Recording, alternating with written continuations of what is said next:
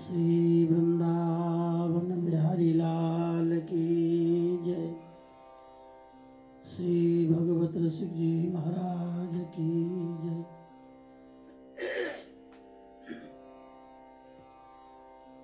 पूर्व के प्रसंग में उपदेश के पदों में, सिद्धांत के पद में कुंडलिया में वर्णन करते हैं भगवत ऋषि जी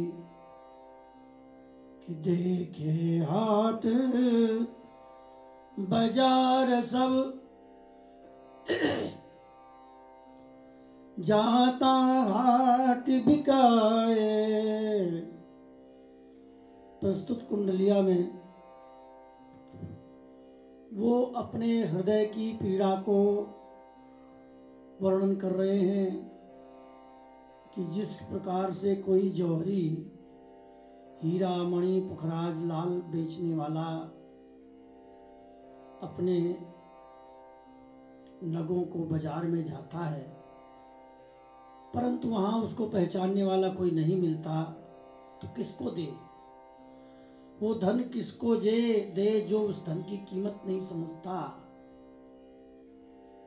तो ऐसे ही हीरा मणि के समान हमारा श्री प्रिया प्रीतम जुगल सरकार का वृंदावन का नित्य विहार है, नित्य लीला है। तो हम किसको दें? कोई पात्र हो तब तो उसको दें, पात्र ही नहीं है तो वस्तु ठहरेगी कैसे? भगवत रसिकन स्वाद भेदी कहूं देखी, उस रस के आस्वादी जे बिरले कहीं होते रहे, वो हमें मिल नहीं रहे तो क्या करें? इस प्रकार इस भाव को समापन करके फिर सेवी नित्य विहार के रसिक अनन्य नरेश, उस श्री धाम वृंदावन के नित्य विहार के सेवन करने वाले श्री स्वामी हरिदास जी महाराज ही हैं, जिन्होंने विधि निषेध के आकाश को छोड़ करके अपना एक अलग से प्रेम देश का रास्ता निकाला। और इस पर्व वर्णन करते हुए कहते हैं, दुर्लभता का वर्णन करते हैं कि हर एक व्यक्ति को ये वस्तु प्राप्त होना कठिन है। और उसके बाद फिर दसम झांकी का वर्णन करते हैं। दसम झांकी में सावन के महीने की शोभा का वर्णन है। एक प्राकृत वृंदावन में जो हम लोग उत्सव करते हैं श्री ठाकुर जी के सामने, वहां ये रस के पद जुगल सरकार को ही सुनाए जाते हैं।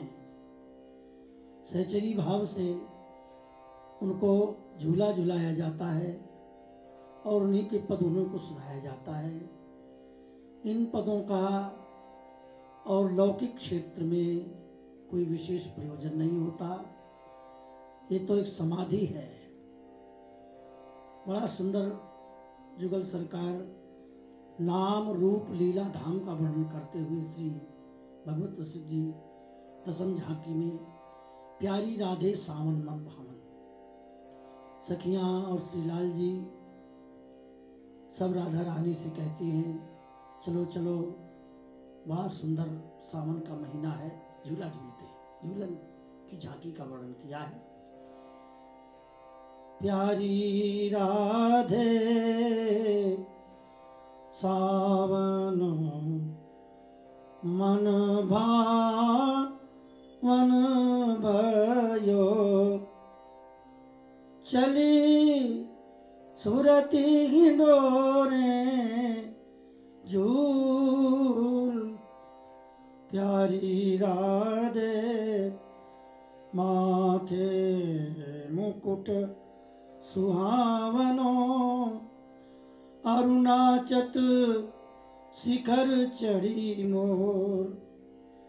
प्यारी राधे घन गरजत मुरली बजे, अरु दामिनी मुरी मुस्क्यात।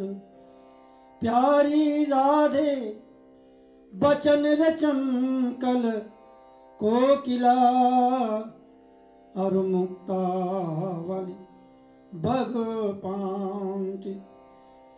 प्यारी राधे श्याम घटा तन अति बनो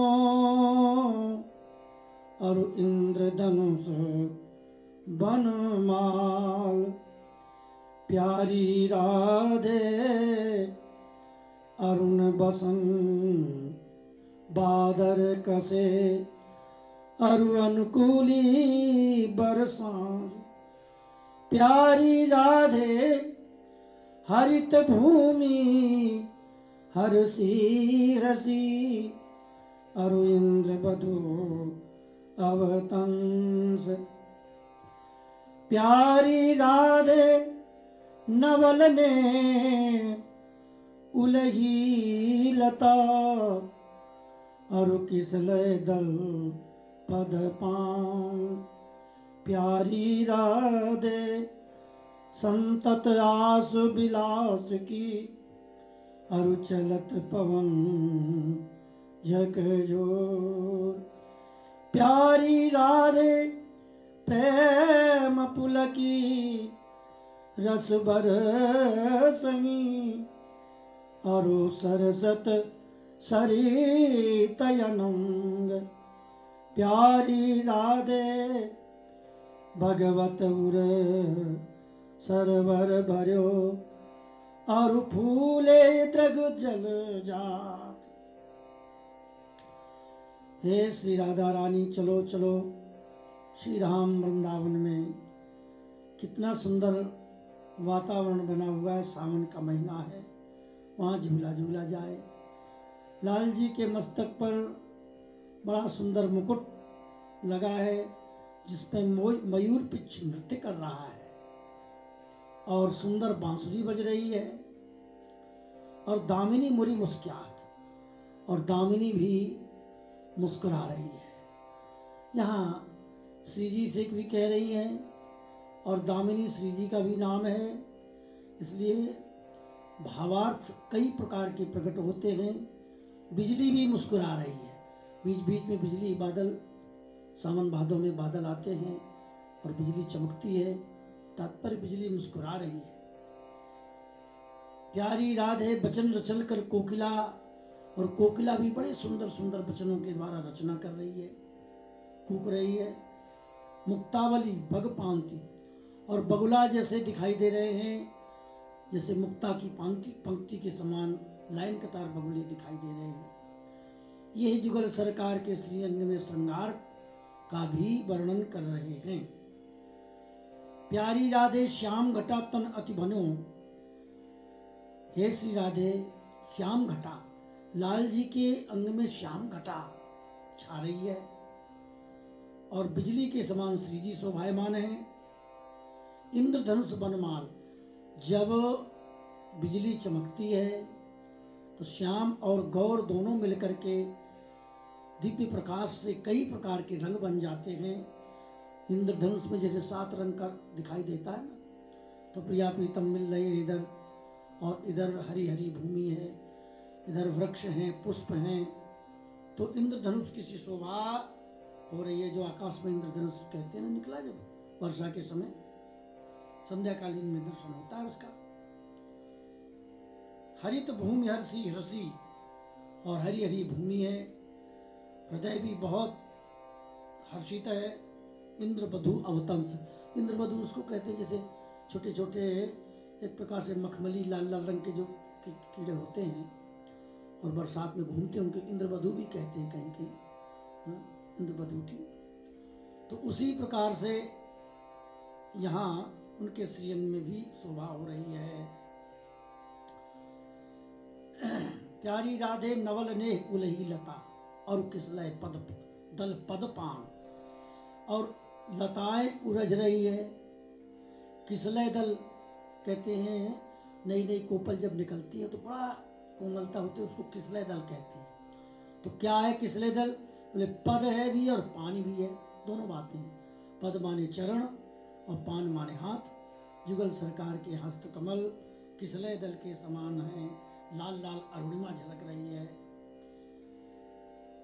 और चलत पवन झकझोर, और बड़ी जोर से बीच बीच में हवा चलती है। प्रेम पुलक रस बरसही, दोनों जुगल सरकार और सहचरियां गायन करती हैं, वाद्य बज रहे हैं और पुलकावली उनके सृजन में दिखाई दे रही है। सरसत सरित अनंग और उनके सृजन में महा आनंद किशोर का दर्शन हो रहा है। भगवत उर सरवर भरे हो। भगवत ऋषि जी कहते हैं, इस शोभा का वर्णन करके मेरा हृदय रूपी सरोवर आनंद से, प्रेम रूपी जल से भर गया है। ललना लाल हिंडोरे झूले, लाल हिंडोरे झूले ललना, सावन में मन भावन मन की, मन भावन करी फूले ललना, नीरद नवल नाव उर ऊपर, दामिनी भामिनी भूले, भगवत रसिक झुलावत गावत, गही डांडे भुजमूले ललना, लाल इंडोरे झूले। दोनों जुगल सरकार श्री धाम वृंदावन में कदम वृक्ष पर झूला झूल रहे हैं। सहचरियां झूला झूला रही हैं। सावन में का महीना क्या है, मन को भाने वाला है और खूब उनके श्रीअंग मन खूब फूल रहा है। फूलता माने प्रसन्नता। नीरद नवल, नीर द, जल देने वाले को नीरद कहते हैं। जल कहाँ से आता है, तो नीरद शब्द का अर्थ होता है बादल। बादल के समान लालजी नवल, नाव उर ऊपर, बादल के ऊपर जैसे बिजली चमक रही हो, तो बादल तो है ठाकुर जी और बिजली है राधा रानी की भुजा। दामिनी भामिनी झूले, एक दूसरे के कंधे पर अपना हस्त कमल रखे हुए झूला झूल रहे हैं। भगवत रसिक झुलावत गावत, भगवत रसिक सखियां उनको झुला रही हैं, गा रही हैं। डांडी माने झूले का डंडा पकड़ के।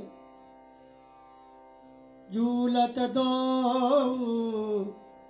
नव निकुंज मधि ठाड़े, जोटा देत गहे भुज डांडी, अंग अनंगन बाड़े। झोंटा दे रहे हैं और डंडी, झूले की डंडी पकड़े हुए अंग अंग में महा आनंद की वृद्धि हो रही है। नव सत साज सिंगार सहचरी, सहचरियों ने नौ सत माने 16 श्रृंगार, 16 श्रृंगार के द्वारा श्री जी को सजाया है। सखियों के का भी बड़ा सुंदर श्रृंगार है। गाढ़े भूषण 11, साढ़े 11 मासे को जो सोना होता है वो बिल्कुल शुद्ध होता है।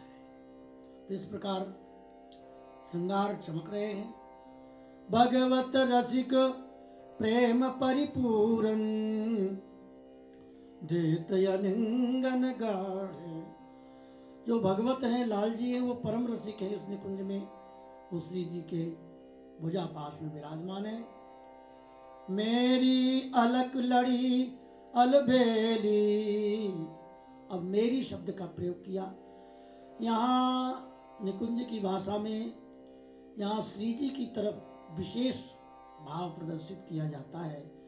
वैसे तो नेत्रों में 2 नेत्र होते हैं, कोई छोटा बड़ा नहीं होता है, दृष्टि एक होती है, लेकिन रस की दृष्टि से यहाँ श्री किशोरी जी की तरफ विशेष भगवत श्री जी भाव प्रकट कर रहे हैं कि मेरी तो अलक लड़ी, जिनकी अलकावलियाँ टेढ़ी टेढ़ी हैं, और अलक लड़ी का ये भाव होता है जिनका बड़ा लाड़ दुरार और विचित्र प्रेम है, अलबेली है। झूलत रति विपरीत ही डोरे, नाव अंश भुज मेली। झूला झूलने में एक दूसरे के भुजाओं में भुजा पकड़े हुए हैं। मचकत जौवन जोर परस्पर, दोनों खूब मचक रहे हैं, झूले में लचक रहे हैं। परिरंभन पग पेली, गावत राग मलार मनोहर, श्री भगवत रसिक सहेली। और वर्षा ऋतु में मल्हार राग गाया जाता है, तो सखियां उस मल्हार राग में गायन गा रही हैं। मल्हार राग की ये विशेषता होती है कि यदि कोई व्यक्ति को राग सिद्ध है और राग गाने लगे तो वर्षा होने लगती है। अच्छा, हर बात का महापुरुषों ने नियम बनाया है कि मल्हार राग वर्षा ऋतु में ही गाया जाता है, और ऋतु में गायन करना गुणीजनों के लिए अपराध भी बताया है। उससे राग को कष्ट होता है, क्योंकि इन सब वस्तुओं का स्वरूप भी है, अपराकृत दैविक स्वरूप भी है। स्वामी श्री हरिदास जी जब गाते हैं तो राग रागिनी स्वरूप धारण करके आगे हाथ जोड़कर खड़े हो जाते हैं। ऐसा स्वामी श्री हरिदास जी के चरित्र में वर्णन आता है। तो गावत राग मल्हार मनोहर, गावत राग मल्हार में सखियां गायन करती हैं। समय के राग होते हैं, उसी समय वो अच्छे लगते हैं। जैसे भैरव राग है, सुबह 4 से 7 के समय पर ही अच्छा लगता है, और भैरव राग को दोपहर में गाएं, शाम को गाएं तो बड़ा तो अच्छा नहीं लगता, और उसको गुणीजन स्वीकार भी नहीं करते, और शास्त्र की दृष्टि में अपराध भी है। तो इस प्रकार आगे कहते हैं, नित ही प्रति देखी देखी गुण गाऊं, अति उदार सुकुमार मनोहर, जुगल किशोर लड़ाऊं। मैं तो इस जुगल छवि को देख करके नित्य नित्य इन्हीं का गुण गाता रहूं। देख देख ही गुण गाऊं, क्या कहते हैं, देख करके गुण गाऊं। देखो, रस के पदों को लिखने और गाने के लिए भी एक अधिकार भेद की बात है। चाचा वृंदावन दास जी और ध्रुवदास जी सरीखे महापुरुष इतने बड़ी कवित्व शक्ति प्राप्त होने पर भी वो लेखन नहीं करते थे, क्योंकि श्री जी की आज्ञा नहीं थी। श्री जी ने से आज्ञा लेने के लिए 3-3 दिन भूखे पड़े रहे। आप आज्ञा दो, जो मैं आंखों से देख रहा हूं उसको लिखकर ग्रंथ का स्वरूप प्रदान करें। तो अंत में जब आज्ञा प्राप्त हुई तब लिखा। तो रस और श्रृंगार के पदों को लिखने का अधिकार सबको वैसे नहीं होता। हाँ, कहते देख है, दिखाई दे, वही यहाँ कहते मैं देख देख गुण गाऊं, ऐसे अंदाज से नहीं कि मनमाना जैसा श्रृंगार वर्णन कर दिया। कहते हैं नित ही प्रति देखी देखी गुण गाऊं, तुम्हें देख देख करके गुण गाऊं, अति उदार सुकुमार मनोहर, जुगल किशोर लड़ाऊं। अत्यंत सुकुमार, परम उदार, मन को हरने वाले जुगल किशोर, उन्हीं को प्रेम से लाड़ लड़ाऊं, माने सेवा करूं। अंग अंग रस रंग माधुरी, पीवत जीव जीवाऊं। और उनके अंग अंग में रस और रंग की माधुरी का दर्शन करती रहूं, पीवत जीव जीवाऊं। और उन्हीं के नाम रूप लीला के रस का आस्वादन करके पीती रहूं, और उसी के द्वारा जीवन प्रदान करती रहूं, जीती रहूं। भगवत रसिक रसीली बातें। और भगवत रसिक जी कहते हैं, इन जुगल सरकार के आपस की मीठी मीठी बातों को सुनकर के कहत सुनत सुख पाऊं, इन्हीं की बातें कहूं, इन्हीं की बातें सुनूं, और इसी सुख को प्राप्त करता रहूं। नित ही प्रति देखी देखी गुण गाऊं, इनको देख देख कर गुण गाऊं, ये बहुत बड़ी बात है। और ऐसा नहीं समझना चाहिए कि ऐसा नहीं होता है। श्री जी की कृपा होती तो आज भी वो प्रत्यक्ष प्राकृत और अप्राकृत दोनों इंद्रियों से, स्थूल इंद्रियों से भी दर्शन होता है, सूक्ष्म इंद्रियों से भी दर्शन होता है। जब दिव्य दृष्टि प्राप्त होती है तो ये आंखें खुली हैं या आंखें बंद हैं, इनका कोई महत्व नहीं रहता। तो देख देख करके गुण गाया। श्री जयदेव जी ने भी देख कर गुण गाया। तो ऐसे महापुरुष जो देखकर गुण गाते हैं, उनकी वाणी में टीका टिप्पणी करने के लिए देहाभिमानी व्यक्ति को अधिकार नहीं होता, क्योंकि परमहंसों की भाषा परमहंस बन करके ही समझ सकते हैं। उसके पहले तो उनकी वाणियों को गायन करें मस्ती से और ठाकुर जी को सुनावें। जड़ भरत जी की नकल करता है राजा, कौन से राजा थे, क्या नाम था उनका, रघुगण। रघुगण जी ने जड़ भरत जी की बात को पकड़ करके और टीका प्रारंभ कर दी। महाराज जल पृथ्वी है, पृथ्वी में चूल्हा है, चूल्हा में बटलोई है, बटलोई में चावल है, बटलोई में जल है, और आग लगाई जाएगी तो बटलोई गर्म होगी, पानी गर्म होगा तो चावल कहाँ बेचारा बचेगा। अच्छा, जड़ भरत जी कह रहे थे देखो मैं शरीर नहीं हूँ, मैं मन नहीं हूँ, नहीं मैं बुद्धि नहीं हूँ, मैं शुद्ध चैतन्य आत्मा हूँ। तो इस पर उसने तर्क कर दिया। तर्क कर दिया तो जड़ भरत जी ने कहा अकोविद है कोविद वाद वादान बुधस्य तो नातिमिदाम वरिष्ठ। आ माने नहीं, कोविद माने विद्वान। विद्वान का मतलब तू परमहंस स्थिति को प्राप्त नहीं किया, तू सिद्धावस्था, देहाभिमान तेरा छूटा नहीं है। जो परमहंस हैं देहाभिमान से परे हैं, देह विदेह भय जीवत ही विसरे विश्वविलास। स्वामी श्री हरदास जी महाराज देह रहते हुए विदेह हैं। विदेह किसे कहते हैं? श्री जनक राज जी विदेह हैं, जिनका एक हाथ अग्नि में है और एक हाथ गृहिणी के वक्षस्थल पर है, इसे कहते विदेह। कितना कठिन काम है विदेहावस्था। तो इन महापुरुषों की विदेहावस्था में ये वाणी निकली है। और जड़ भरत जी कहते हैं हम परमहंस सिद्ध कोटि के महात्मा हैं, और तू हमारी बात को नकल करके रट करके और तर्क निकाल रहा है, इसलिए जब तक इस स्थिति को प्राप्त नहीं करेगा तब तक मेरे शब्दों को समझ नहीं सकता। स्वामी श्री हरिदास जी की वाणी में एक पद में आता है कि श्री हरिदास के स्वामी श्यामा कुंजी बिहारी की अटपटी बाणी औरे कहत कछु औरे बन्यो। तो कह तो कुछ रहे हैं परंतु उसका अर्थ भावार्थ कुछ और कहीं अन्यत्र जा रहा है। तो केवल शब्द के आधार पर उसको पूरी तरह से लौकिक भाषा में प्रयुक्त करना कहीं तक असंगति हो जाती है। इसलिए भगवत ऋषि जी एक बात कहते हैं कि नित ही प्रति देखी देखी गुण गाऊं।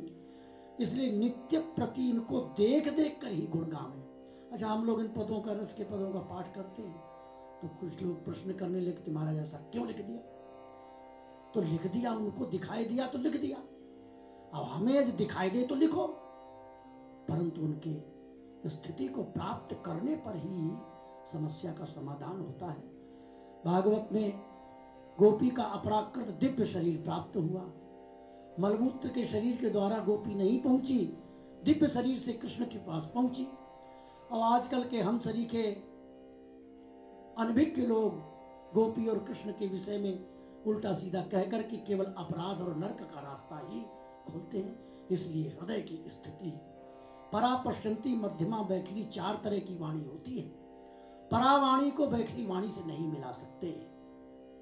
तो यही सब गंभीरता की बातें हैं। तो इस प्रकार यहाँ रस सिद्ध, इस पद में रस भी और सिद्धांत भी है। नित प्रति देख देख गुण गाऊं। देखिए, देख देख कर गुण गाऊं, ये सिद्धांत भी हो गया, रस भी हो गया, मिला जुला। और पूर्व का पद शुद्ध रस ही था। तो जिसमें सिद्धांत और रस मिला हुआ है उसका भी चर्चा कर सकते हैं, और जिसमें केवल उपदेश है उसकी तो भरपूर चर्चा कर सकते हैं। लेकिन जिसमें श्रृंगार ही होता है उसका तो बस केवल पाठ और गायन और जुगल सरकार को सुनाना, यही सेवा है। ठाकुर जी के श्रीअंग का वर्णन ठाकुर जी को ही सुनावे। अरे अजी आप बड़े अच्छे हो, बड़े सुंदर हो, यही वृंदावन के रसिकों का भजन है। जो हमारे श्री तोताराम जी कहते थे, बाबा जो वृंदावन के ब्रज के रसिक लोग प्रकट हुए, आहा वो वस्तु तो हमें सतयुग त्रेता द्वापर आदि में भी नहीं मिली, जो इस कलयुग में महापुरुषों ने हमको प्रदान किया है। श्री वल्लभाचार्य जी, श्री स्वामी हरदास जी, श्री हरिराम व्यास जी, श्री हरिवंश जी, श्री भट्ट देवाचार्य जी, हरिदास देवाचार्य जी, रूप सनातन जी, चैतन्य महाप्रभु, ऐसे महापुरुष इस भूतल पर प्रकट होकर के 15वीं शताब्दी में जो वस्तु हम लोगों को प्रदान की, वो वस्तु पूर्व के युगों में नहीं थी। हम लोगों का बड़ा सौभाग्य है जो ऐसे युग में आए, जो इन महापुरुषों की रसमयी वाणी और वृंदावन की लीला का सचित्र वर्णन ग्रंथों में प्राप्त हुआ। तो इन पदों का पाठ ठाकुर जी के सामने ही करना चाहिए। वृंदावन में टटिया स्थान और राधा वल्लभ मंदिर, श्रीनाथ जी में श्रीनाथ जी के सामने, मथुरा में द्वारिका में धीश के सामने, बरसाने में राधा रानी के सामने, नंदगांव में ठाकुर जी के सामने इस प्रकार के पद गाए जाते हैं। ये सर्वसाधारण पद सभी के सामने, विशेषकर लोक रिझाने के पद नहीं गाए जाते। श्रृंगार के पद लोक रिझाने वाले नहीं होते। श्रृंगार का पद तो केवल ठाकुर जी की प्रसन्नता के लिए, और यही हमारा वास्तविक भजन है। इससे ज्यादा और क्या कहा जा सकता है। नाम वाणी निकट, श्याम श्यामा प्रगट। श्री वृंदावन बिहारी लाल की जय। जय जय श्री राम।